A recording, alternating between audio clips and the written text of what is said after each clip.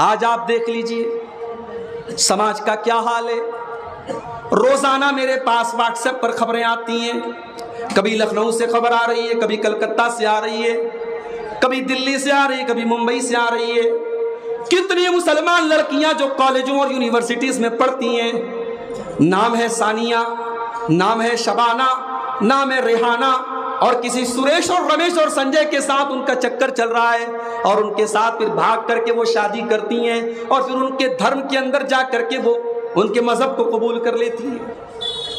یہ حالات ہیں آج ہماری قوم کے، اور ہم سوئے پڑے ہیں میرے پیارے ساتھی۔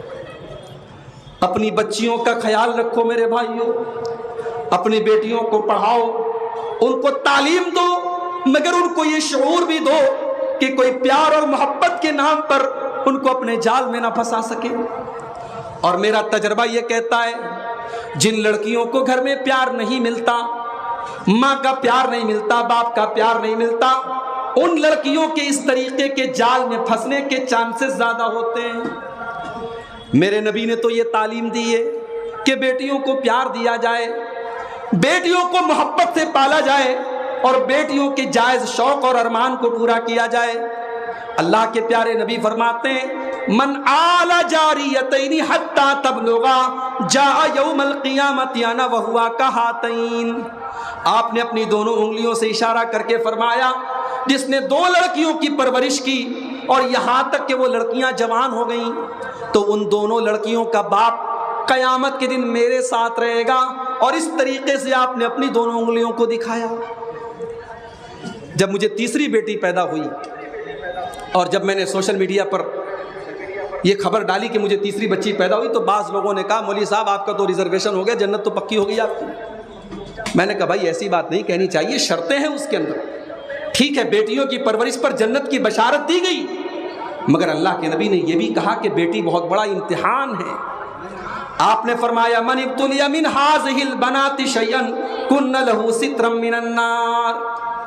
جس کو اللہ تعالیٰ نے بیٹی دے کر کے آزمایا اور اس امتحان میں وہ کھرا اتر گیا، وہ بیٹیاں اپنے ماں باپ کے لیے جہنم سے بچنے کا ذریعہ بن جائیں گی۔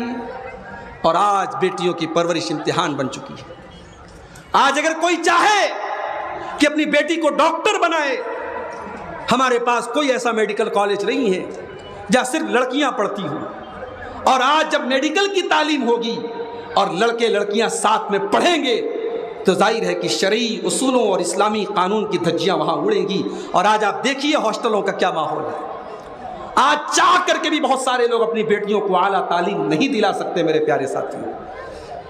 اور مجھے کہنے دیجئے، بہت بڑی نعمت ہے آپ کے علاقے میں برہیٹ کا یہ مدرسہ، بہت بڑی نعمت ہے وہ تمام ادارے اس علاقے کے جہاں لڑکیاں عالمہ بن رہی ہیں، مگر مجھے ایک بات کہنے کی اجازت دیجیے کہ عالمہ بنانے کے بعد بھی ان لڑکیوں کا کہ علم کا ہم کیا یوز کر رہے ہیں، اس پر بھی ہمیں غور کرنے کی ضرورت ہے۔ میں نے محسوس کیا ہے کہ لڑکیوں کو عالمہ بنا دیا، مقصد صرف یہ ہے اچھا رشتہ مل جائے، رشتہ لینے مانگنے والے آئے تو ہم کہہ سکیں ہماری لڑکی نے برہیٹ سے عالمہ کیا ہے، اور کوئی اس علم کا یوز نہیں ہے۔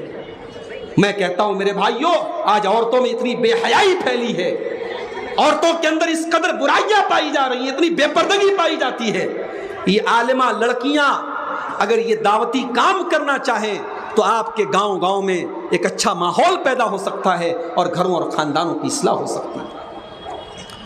آپ کے یہاں جمعہ کی نماز میں اگر عورتوں کا انتظام نہیں ہے تو انتظام کروائیے، کوشش کیجئے کہ جمعہ کے خطبے میں عورتوں کو ضرور لایا جائے۔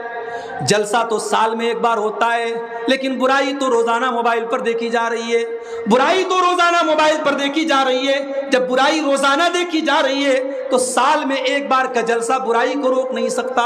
برائی سے روکنے کا طریقہ بھی یہ ہے کہ ہم بار بار اصلاح کی کوشش کرتے رہیں۔ آپ جمعہ کی نماز میں عورتوں کا انتظام رکھیے اور عورتوں کو بھیجیے۔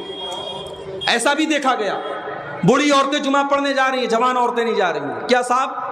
ارے وہ میری بہو کو کھانا بنانا دو، کیسے جائے گی؟ جوان لڑکیاں نہیں جا رہی، بوڑھی عورتیں جا رہی ہیں۔ جوان لڑکیوں کو بھی بھیجیے آپ۔ جمعہ کے دن کھانا تھوڑا لیٹ بن جائے چلے گا، تھوڑا پہلے بن جائے چلے گا، مگر جمعہ کی نماز میں عورتوں کو بھیجیے میرے پیارے ساتھیوں، اس لیے کہ اب پانی سر سے اونچا جا رہا ہے۔ آج جو ماحول بن رہا ہے، ہمارے نوجوان لڑکے اور لڑکیاں اپنی عمر کے پہلے بالغ ہو رہے ہیں میرے بھائی۔ 8 سال کی بچیوں کو میں نے دیکھا کہ انسٹاگرام پر 4 آئی ڈی بنا کے رکھی ہے انہوں نے، اور گرل فرینڈ اور بوائے فرینڈ کا کلچر آج سماج میں عام ہوتا چلا جا رہا ہے۔ نوجوان فخر کرتے ہیں کہ میرے اتنے لڑکیوں کے ساتھ میرے تعلقات ہیں۔ میرے پیارے ساتھیوں، اللہ کے نبی نے اس امت کے لیے، اس امت کے مردوں کے لیے سب سے خطرناک فتنہ عورت کو قرار دیا تھا۔ ما ترکت فتنہ تناظر علی الرجال من امتی من النساء، میں نے اپنی امت کے مردوں کے لیے عورت سے خطرناک کوئی فتنہ نہیں چھوڑا ہے۔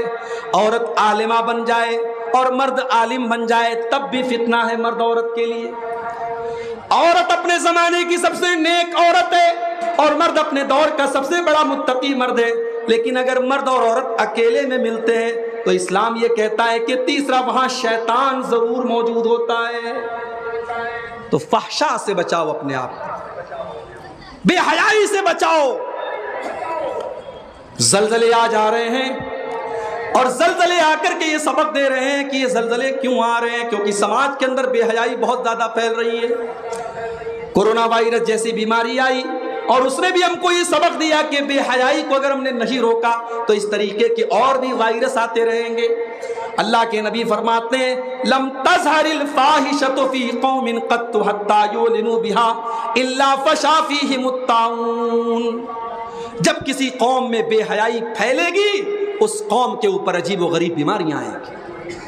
اور اب تو حالات یہ ہو گئے کہ عدالتوں سے قانون پاس ہو گیا کہ مرد اگر مرد سے شادی کر لیتا ہے اور عورت عورت سے اگر شادی کر لیتی ہے تو اس میں کوئی غیر قانونی چیز نہیں ہے۔ اگر آپ کے پاس ایسے بھی شادی کے کارڈ آنے لگے کہ محمد جنید کی شادی محمد جاوید کے ساتھ ہو رہی ہے اور ریحانہ کی شادی شبانہ کے ساتھ ہو رہی ہے تو بہت حیرت مت کیجئے گا، ہمارے ہندوستان کے قانون میں پرمیشن دے دی گئی ہے۔ حالات یہ ہو چکے ہیں میرے بھائی، حالات یہ ہو چکے ہیں کہ وہ گناہ جس گناہ کی وجہ سے قوم لوط کے اوپر آسمان سے پتھروں کی بارش ہوئی اور پوری بستی کو اللہ نے الٹ دیا اور پوری بستی پل بھر میں ختم ہو گئی، آج گاؤں گاؤں میں وہ گناہ بھی عام ہو رہا ہے اور مرد مرد کے ساتھ تعلق قائم کر رہا ہے اور عورتیں عورت کے ساتھ اپنی لذت پوری کر رہی ہیں۔ یہ بے حیائی، یہ بے غیرتی، اس کو بھی روکنا ہماری اور آپ کی ذمہ داری ہے۔ وَيَنْهَا عَنِ الْفَحْشَاءِ، اللہ تعالیٰ تم کو فحش کاموں سے منع کرتا ہے، والمنکر، اور اللہ تعالیٰ تم کو منکر سے، بری چیزوں سے تم کو روکتا ہے۔ جتنی چیزیں شریعت کے اندر روکی گئی ہیں وہ تمام کی تمام چیزیں اس ایک لفظ کے اندر آ گئی، منکر کے اندر۔ اور یہاں ایک بات یاد رکھیے، برائی سے بچنا بھی ضروری ہے اور برائی سے روکنا بھی ضروری ہے۔ آپ کی آنکھوں کے سامنے اگر کچھ برا ہو رہا ہے تو آپ کی پیشانی پر بل پڑنے چاہیے اور آپ کو غصہ آنا چاہیے اور آپ کو اسے روکنے کی کوشش بھی کرنی چاہیے۔ یہاں تو حالات یہ ہیں، بیٹی سج دھج کر کے گھر سے نکل رہی ہے اور باپ بڑی خوشی سے کہتا ہے کہ میری بیٹی ماشاءاللہ کتنی خوبصورت ہے۔ اسکولوں کے اندر سالانہ پروگرام ہو رہا ہے، مسلمان لڑکیاں ناچ رہی ہیں، ڈانس کر رہی ہیں، 15 سال کی 20 سال کی جوان لڑکیاں ساڑی پہن کر کے ناچ رہی ہیں اور باپ اور ماں ویڈیو بنا رہے ہیں اور بڑی خوشی سے اسٹیٹس لگا رہے ہیں میری بیٹی کتنا شاندار ڈانس کر رہی ہے۔ ہم ببول کا پیڑ بو کر کے آم نہیں کاٹ سکتے میرے بھائی، ہم اس نسل کی تربیت جیسی کریں گے ویسی ہی لڑکیاں پیدا ہوں گی، ویسی ہی اولادیں ہماری بڑی ہوں گی۔ آج آپ دیکھیے حالات کیا ہیں۔ اللہ کے نبی فرماتے ہیں او لوگوں تم اپنی اولاد کی ذمہ داری کو محسوس کرو، کلکم راع وکلکم مسئول عن رعیتہ، تم میں سے ہر انسان ذمہ دار ہے اور قیامت کے دن اس کی ذمہ داری کے بارے میں سوال ہوگا۔ اولاد والو، یہ اولاد تمہاری گردن پر کل قیامت کے دن ذمہ داری بنے گی اور اللہ پوچھے گا کہ تم تہجد پڑھتے تھے اور تمہاری بیٹی رات میں 2 بجے غیر محرم سے بات کرتی تھی، تم کیا کر رہے تھے؟ اللہ پوچھے گا میری ماں باپ سے کہ تم تو پردے اور نقاب میں نکلتی تھی اور تمہاری جوان بیٹی 16 سال کی 20 سال کی سج دھج کر کے سنور کر کے بغیر پردے کے نکلتی تھی اور چہرے پر ایک چھوٹا سا ماسک لگا لیتی تھی اور تم نے اس کو اجازت دی تھی، تم نے کیوں ایسا کیا؟ دیوس ہو گئے ہم، بے غیرت ہو گئے ہم۔ جب تک ہم غیرت کو اپنے اندر نہیں پیدا کریں گے سماج سے بے حیائی ختم نہیں ہو سکتی۔ اسی لیے اللہ کے نبی فرماتے ہیں 3 لوگ ایسے ہیں جن کی طرف اللہ تعالیٰ قیامت کے دن نہ تو دیکھے گا، نہ بات چیت کرے گا، نہ ان کو گناہوں سے پاک و صاف کرے گا۔ کون سے 3 لوگ؟ آپ نے فرمایا العاق لوالدیہ، اپنے ماں باپ کو ستانے والا، اپنے ماں باپ کو دکھ دینے والا۔ ماں باپ کو کبھی دکھ مت دینا۔ 2 گناہ ایسے ہیں جن کی سزا اللہ تعالیٰ دنیا میں ہی دے دیتا ہے۔ اس میں سے ایک گناہ ہے حقوق الوالدین، ماں باپ سے رشتہ توڑنا۔ ہمارے یہاں جوائنٹ فیملی سسٹم اور اس کے بعد سیپریٹ فیملی سسٹم۔ جوائنٹ کا مطلب یہ ہے کہ باپ، ماں، دیور، جیٹھ سب ایک ساتھ رہیں، اور الگ رہنے کا مطلب یہ ہے کہ باپ سے اور ماں سے کوئی مطلب نہ رہے۔ یہ غلط ہے، دونوں سسٹم غلط ہے۔ نہ یہ جوائنٹ فیملی سسٹم پوری طریقے سے صحیح ہے، نہ یہ سیپریٹ فیملی سسٹم پوری طریقے سے صحیح ہے۔ اگر آپ شادی کے بعد اپنے ماں باپ سے الگ بھی رہتے ہیں تو الگ رہنے کا مطلب یہ نہیں ہے کہ آپ ان سے کوئی مطلب نہ رکھیں۔ میرے بھائی، ماں باپ کی آنکھوں میں کبھی آنسو مت لانا، ماں باپ کو کبھی تکلیف مت دینا۔ ماں باپ آپ کے بچپن میں انہوں نے آپ کی وہ تکلیفیں برداشت کی جو آپ سوچ نہیں سکتے۔ جب ماں باپ نے آپ کی نادانیوں کو اور آپ کے رات رات بھر رونے کو برداشت کیا ہے، آج 60 سال کا بوڑھا باپ اگر کسی بات پر ڈانٹ دے تو آپ برا مت مانیے، اس نے کئی بار آپ کی باتوں کو برداشت کیا ہے۔ اس لیے اپنے ماں باپ کے ساتھ کبھی ظلم مت کیجیے میرے بھائی۔ دوسری چیز والمرأۃ المترجلہ، مردوں کی نقل کرنے والی عورت، مردوں کے جیسا ٹائٹ کپڑا پہننے والی، مردوں کے جیسی چال ڈھال اپنانے والی عورت۔ اور تیسرا آدمی جس کی طرف قیامت کے دن اللہ تعالیٰ دیکھے گا بھی نہیں، آپ نے فرمایا الدیوس الذی یقر فی اہلہ الخبث، وہ بغیرت مرد جس کے گھر میں بے حیائی کا کام ہو رہا ہو اور اس کو کوئی فرق نہ پڑ رہا، جو بیوی کے ساتھ فوٹو کھینچتا ہو اور فیس بک پر ڈالتا ہو، جو اپنی بیٹی، جوان بیٹی کا فوٹو فیس بک پر ڈالتا ہو، اسٹیٹس پر لگاتا ہو، اس بغیرت بھائی، اس بغیرت شوہر اور اس بغیرت باپ کی طرف قیامت کے دن اللہ تعالیٰ دیکھے گا بھی نہیں۔ تو بغیرتی کو ختم کرنے کی ضرورت ہے۔